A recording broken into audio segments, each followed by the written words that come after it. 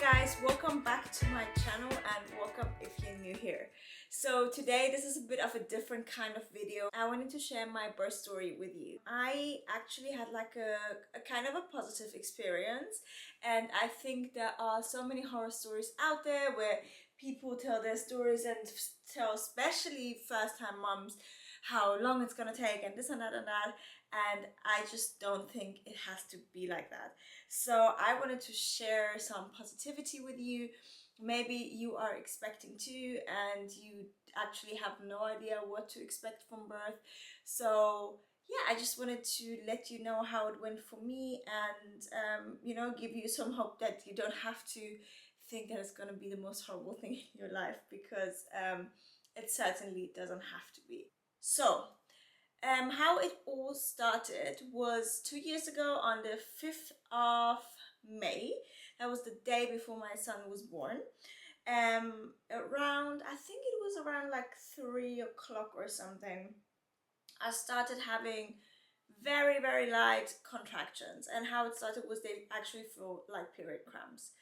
And they came in a bit more regular than the couple of days before. So I was like, okay, maybe it's starting now. So it started, it was going on, but it was very light, like very manageable. You can breathe through it. I had done like a hypnobirthing course online before, which really helped me to, like just mentally be a bit more prepared, just breathe through the contractions and everything. But to be honest, as I said, like it was very manageable. It was literally like period cramps, just that they came in like a bit more of a regular pattern. On that day, Ashley, my partner, actually went to buy a car. So he had to go and pick up that car 2 hours from London. Thankfully, my mum was here. So she was just there, so just like help me through it, but like again, like it wasn't like anything bad at this point. So around 5 o'clock, Ashley messaged me, said he's on the way back, he's gonna be here soon, and I told him, okay, we probably have to go to the hospital by the time you're back, just so you're prepared, but please don't rush driving back, because yeah, he has to get here healthy first for the baby. Throughout that evening, the contractions got a bit stronger, and I think the first time we went to the hospital was around 7:30, and by the time we got there, like it was still manageable. I felt the pain a bit stronger, but I was still in a way that like I have some videos, and looking back, I was still very relaxed in some kind of way. Like I wasn't screaming or anything, I was just breathing through them. I was very much in my zone. So we got to the hospital, they checked me, they said, hey, you are 2 centimeters, I think, at that point, so sadly you have to go back home, but come back once it gets worse. And I said to them, I'm like, but how do I know? And she said, trust me, you will know, you will be in your zone. I'm like, okay, cool. Went home, chilled for a little bit longer, and I think it was around 11 o'clock or something when my water broke, and it wasn't like a huge splash or anything, because people always think that, oh, now like everything comes out and then that's how it has to be. It literally doesn't have to be like that. I literally sat down and I felt like a bit like I realized like it was almost as if you pee yourself a little bit and there was blood. So I called them back, and at that point my contractions were getting worse. Like I could actually feel them. I could still breathe through them, but it was getting worse for sure. So and they were very regular. I think they were every 3 to 4 minutes. So I called the hospital, told them about that, and they said, okay, cool, yeah, definitely come back now. Went to the hospital. I remember the car drive, because the hospital that we went to, and I'm gonna go there again this time because they were so fantastic, is not like super close to our house. It's like a 20-minute drive, which isn't too bad, but 20 minutes while you have regular contractions is a bit hardcore.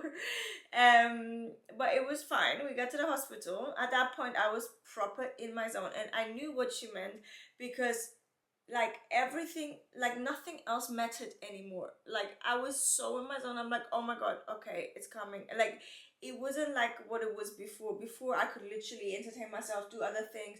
Like when my contractions started, I started in the very early stages. I went and had a shower, I did my hair, I did my makeup, everything. But at this point it was like nothing matters, you are in your zone, this baby's coming.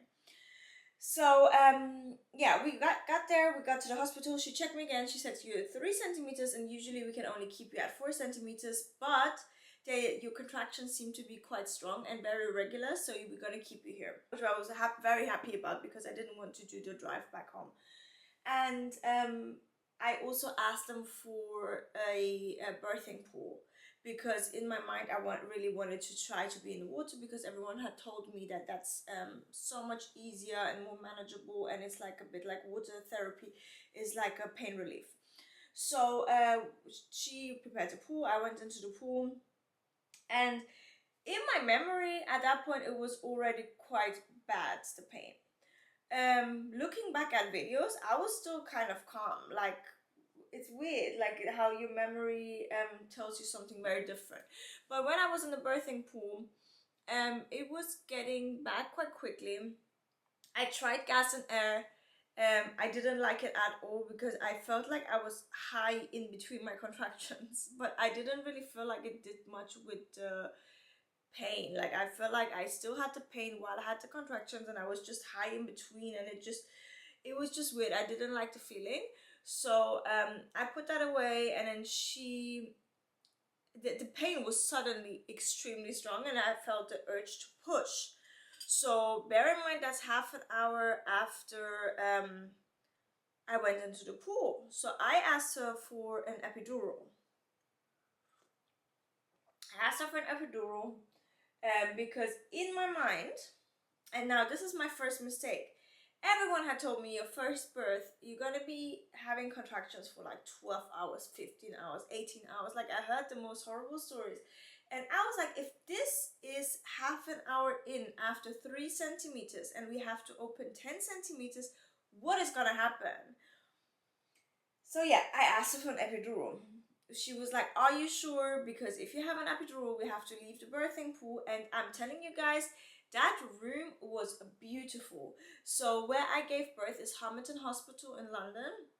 It's in Hackney, and that room was so beautiful. They put like fairy lights up. It was like a dark, very cozy room. They did aromatherapy, so they had like a little towel where I could like breathe in like oils, which were like really calming. It was very beautiful. And she was like, bear in mind, we have to leave the room, we have to go to like the other room, which is like a bit more like a actual like I don't even know what they call that room, but like almost more like a surgery kind of room. So I'm like, yeah, because this pain is so bad. If this is what 3 centimeters are, I don't want to know what's coming. And she asked me if I want to be checked one more time, and I said absolutely not, because guys, when they check you how many centimeters you are, it's so incredibly painful. It feels very uncomfortable, especially because they, like how it works, basically they put their hand inside, and then when it opens they put their fingers inside, and then they measure how many centimeters you open. But when it opens is when you have a contraction, so that was very uncomfortable. So I didn't want that, and I'm like, well, what could have happened in half an hour anyway? So we went over. The doctor came, he was preparing everything, and they checked me. And the doctor said to me, he's like, hey, I'm just telling you one thing. You are 9 centimeters, so there is no point in giving you an epidural. The effect of the epidural wouldn't even make sense at this point. But also you have to stay still for 5 minutes because they obviously have to put the needle in your back. And I was in shock. I'm like, okay, no, please leave me alone. Like, just go away. And I had to push at this point. I already had to push half an hour after being in the birthing pool. So I could feel the urge to push, and I knew like something is going on because the pain was suddenly so incredibly bad. And what the pain is And I'm very annoyed again because like I knew these things, but when you are in that moment, you forget everything that you learned before. There is something called the transition phase, and there is like the first part of your contractions where it's very manageable, and then there is this, the transition phase. The transition phase is basically where you, I think it's 7 to 9 centimeters, and it's where your body prepares to push in a minute, and that phase is really painful. And people can tell you what they want, like it, like of course you can breathe through it, and there are things to make it better, but it is painful. In that phase, a lot of women think they can't do it anymore. That's the phase when people ask for an epidural. um that's where you think, oh my god, it's done, I'm over this. So I knew these things before, but I, like, obviously, like, you are so on your own that you can't remember these things. And I wish that someone would have said that to me, like maybe like a midwife over there, because that's why doulas are really helpful, because they like literally like they coach you through this whole process. When like the midwives there, they were very cute and nice, but they were just more focused on like, okay, is the heartbeat there and all of these kind of things, you know. So yeah, I thought I wanted to give up, but I was already 9 centimeters. I had to push. I went ahead, tried to push a couple of times, as like several times. Didn't manage to push the way I was supposed to. At one point, the doctor came because I think Cam's heartbeat was dropping in between my when I was having contractions or something like that. Doctor came in and she was like, okay, look, like you are quite exhausted at this point, and I can let you push a bit longer, or we can use the suction cup and help you to get him out. And I said, yes, please do whatever you can do to get him out. And they used the suction cup. 2 pushes later, he was out.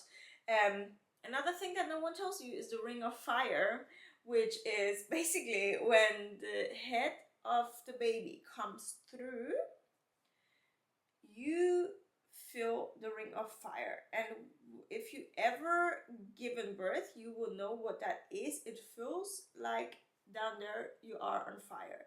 It's crazy. Like, it's the craziest burning experience I've ever felt in my life. But then with the second contraction, you push again, and the baby was out. So, yeah, that was my whole experience. So, what I took out of that is, first of all, don't believe what people say that it has to take several hours. It can, but it doesn't have to be. If I had known that I was already 9 centimeters, or that it's even possible for me, because I obviously didn't let her check because I didn't believe that it's possible, I would have stayed in the birthing pool.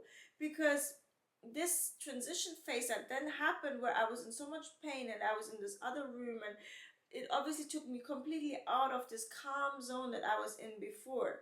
So if I known that this is possible, I would have stayed in the birthing pool and had given birth there, because that was such a nicer environment and ambience and everything. Not having an epidural was, in my opinion, the best decision. I obviously don't know what happens this time and how I'm gonna react, but I was I gave birth at 5:30 in the morning, and we left the hospital at 2 p.m.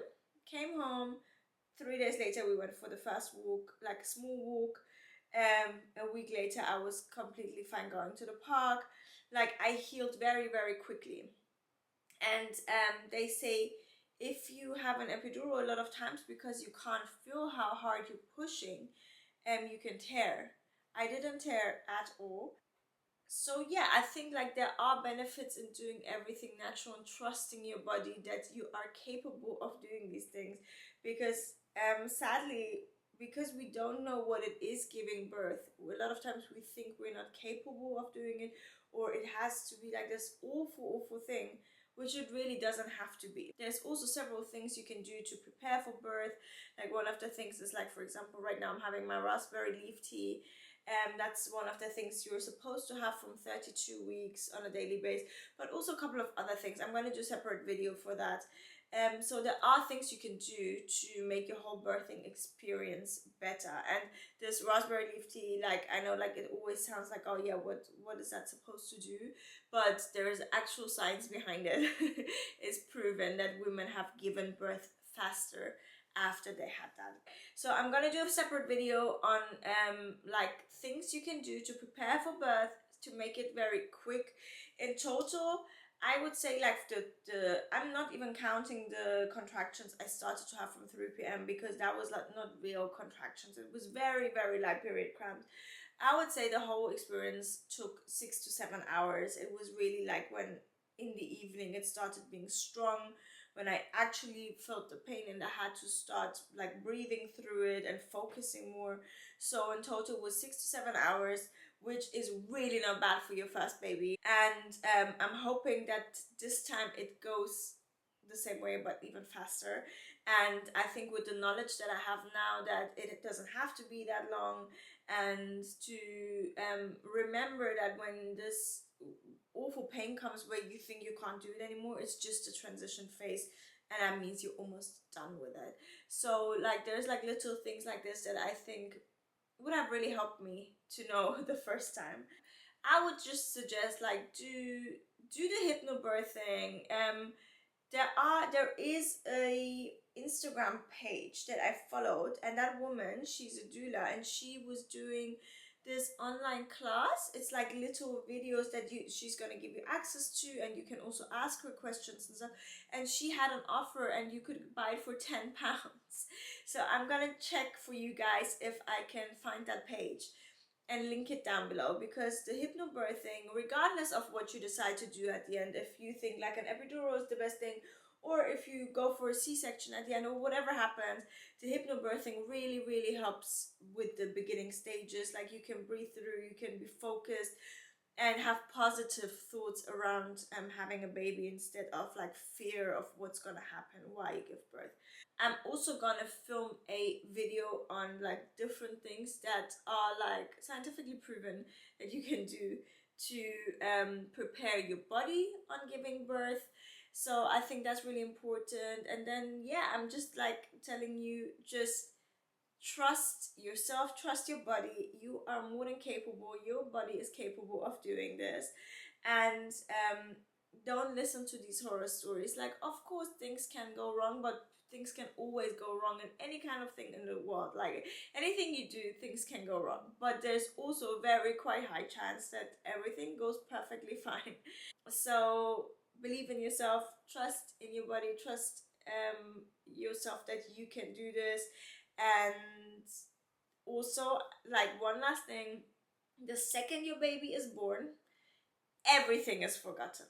Like, the second this baby comes out and you're holding it, every little pain, every contraction you felt before, everything is forgotten, and it's the most beautiful feeling you will ever feel in your life. Like, it's so overwhelming. um like, I can't wait. I can't wait to give birth again and feel this again, because that's like incredible. But yeah, anyway, so that's my video on my birth story. I hope you guys enjoyed that, and I hope it gave you a little bit hope that you can actually have a very good experience. And yeah, if you like it, please give me a like down below. You can also send me some comments and let me know how your experience was, or what, if you have any questions, let me know. And I see you guys very, very soon.